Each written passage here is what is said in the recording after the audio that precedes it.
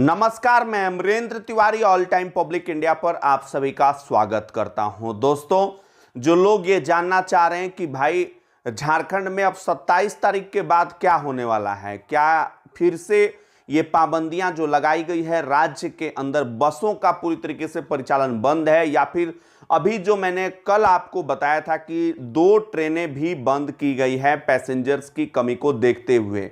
सतर्कता के बारे में मुख्यमंत्री ने क्या कहा, लॉकडाउन के बारे में मुख्यमंत्री ने राज्य की जनता से क्या कहा, इसके साथ ही हम ये बताएंगे कि जिस तीसरी लहर को लेकर झारखंड सरकार बार बार चिंता जता रही है, क्या उस तीसरी लहर के कारण इस लॉकडाउन को और लंबा खींचा जाएगा। सबसे पहले तो बात करते हैं दोस्तों, सरकार ने क्या पक्ष रखा है। तो देखिए, झारखंड के मुख्यमंत्री ने कहा है कि कोरोना के खिलाफ जब भी हमने लड़ाई लड़ी, बड़े अच्छे तरीके से लड़ने का प्रयास किया, लेकिन जब भी ढिलाई दिया गया तो कोरोना ने जो है बाउंस बैक किया, कोरोना वापस लौट कर आया और ज्यादा तबाही जो है मचा गया। और साथ में उन्होंने घर घर सर्वे की बात कही है। पाबंदियां बढ़ने को लेकर उन्होंने कहा है कि आम जनता को पाबंदियां बढ़ने से कष्ट है, ये वो जानते हैं और इसके लिए उन्हें खेद भी है। साथ में उन्होंने कहा है कि वे अपने लोगों को बचाने के लिए और राज्य के लिए पूरी तरीके से इन पाबंदियों का लगना जरूरी था, जिसके कारण कि राज्य सरकार ने यह कदम उठाया। कोविड टास्क फोर्स की जब मीटिंग हुई तो उसमें तीसरी लहर पर चर्चा हुई। अब सवाल यह उठता है कि क्या होगा आने वाले दिनों में, क्या होगा। ऑलरेडी हाईकोर्ट ने दूसरी लहर पर सरकार की निष्क्रियता, इससे पहले रिम्स में मशीनों की खरीदारी समय पर न होने को लेकर आज भी सरकार को फटकार लगाई है। हालांकि हाईकोर्ट ने दूसरी लहर में कहा है कि भाई ढिलाई बरती गई, लेकिन तीसरी लहर में ऐसा नहीं होना चाहिए। हाईकोर्ट ने साफ तौर पे सरकार से पूछा है कि तीसरी लहर से बचने के लिए आपके पास क्या प्लानिंग्स है। सबसे इंपॉर्टेंट चीज दोस्तों, जो जिस पर कि सभी लोग जानना चाहते हैं, परीक्षाओं को लेकर। अभी 10वीं और 12वीं की जो परीक्षाएं हैं जैक बोर्ड की तरफ से, कोई भी परीक्षा को अभी कैंसिल नहीं किया गया है।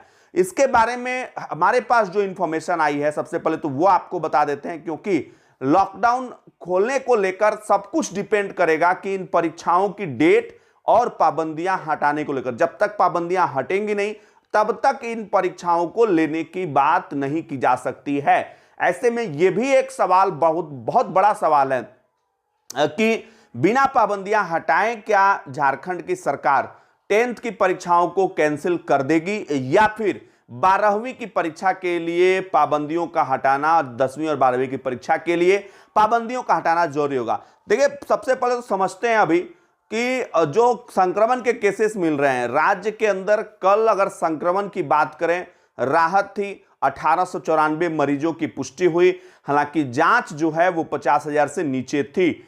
और यह बहुत ही बड़ा अपडेट मैं आपको दे रहा हूं। 14 तारीख को 3776 नए संक्रमण के केसेस थे, 15 को 3157, 16 को 2321, 17 को 2507, 18 को 2925 और फिर 19 को 1894। 2000 से नीचे का यह आंकड़ा आ गया है। लेकिन सबसे अच्छी बात इसमें है कि जो टेस्ट पॉजिटिविटी रेट है वो 3.86 आ गई है, अच्छी खबर है।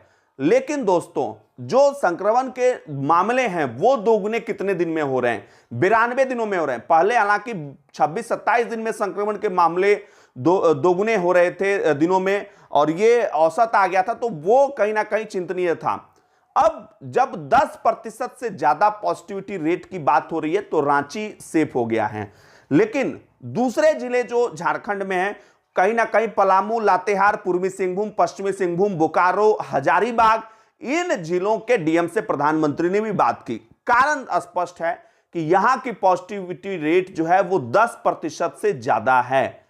अब दोस्तों, भारत के अंदर एक यूनिसेफ का आकलन है, 32 करोड़ 7 लाख बच्चे इंटरनेट, बिजली, इसके अलावे लाइट, लॉकडाउन के चलते पढ़ाई से दूर हो गए।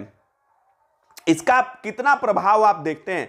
अगर हम बात करें, लॉकडाउन जो ये आंकड़ा जो आया है 19 तारीख को 1894 केसेस, अगर ये 20 को और कम आता है और इसी तरीके से 27 तारीख तक ये 1000 के आसपास आ जाता है, सपोज कीजिए 1000, 1200, 1300, 1400, तो पाबंदियां दोस्तों, हमारे पास जो इंफॉर्मेशन अब तक मिल रही है, ऑल टाइम पब्लिक इंडिया कभी भी आपके बीच अफवाह नहीं फैलाती है, धीरे धीरे ही पाबंदियां हटाई जाएंगी।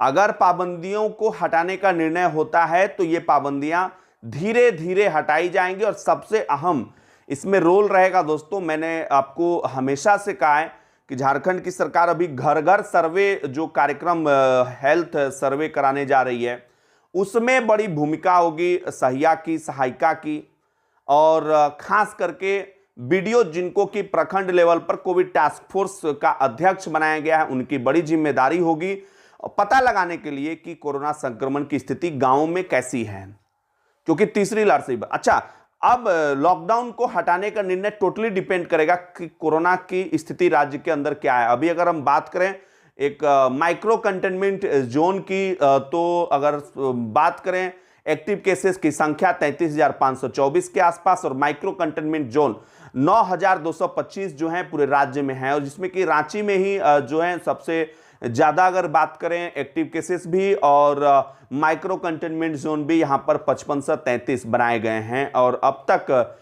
मेडिकल किट बांटने के आंकड़ों की बात करें, क्योंकि मेडिकल किट पर सरकार का पूरी तरीके से स्पष्टीकरण है। अगर आपको मेडिकल किट आप कोरोना पॉजिटिव हैं या नहीं है उससे कोई फर्क नहीं पड़ता, पॉजिटिव है तो मिलेगा ही, लेकिन बीमार भी अगर कोरोना के लक्षण हैं तो मेडिकल किट दिए जाने का निर्देश है। आपको करना क्या है इसके लिए, चाहे आप होम आइसोलेशन में, चाहे हॉस्पिटल में, 104 पर आपको जो है कॉल करना है और वहां से आप मेडिकल किट मांग सकते हैं। पूरे झारखंड में यह नंबर जो है वो प्रभावी है।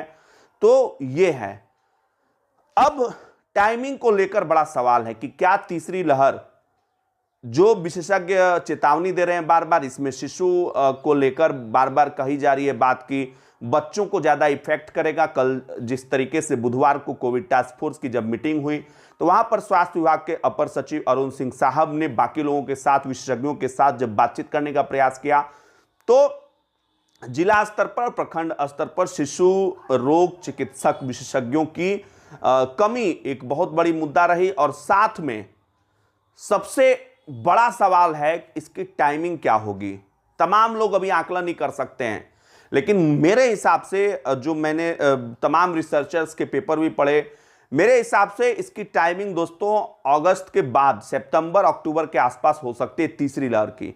तो इस पर भी झारखंड को अभी से काम करना होगा। हालांकि हाईकोर्ट ने सवाल तो किया है, हाईकोर्ट में लॉकडाउन पर कोई चर्चा नहीं हुई। हालांकि हाईकोर्ट में आज एक बड़ी अहम सुनवाई थी, उसमें क्या हुआ ई पास को लेकर वो भी हम आपको एक अलग वीडियो में बता देंगे। लेकिन उम्मीद है कि धीरे धीरे पाबंदियां 27 के बाद हटाई जाएंगी। आपके विचार से क्या होना चाहिए दोस्तों, जरूर बताइएगा इस वीडियो कमेंट में। कमेंट का जवाब मैं खुद देता हूं और थोड़ा देर सवेर हो सकता है, इसके लिए माफी भी चाहूंगा। फिलहाल के लिए इतना ही लेते हैं आपसे इजाजत, फिर मिलेंगे नई अपडेट के साथ। तब तक के लिए नमस्कार, जय हिंद, जय भारत, जोहार झारखंड, जय झारखंड।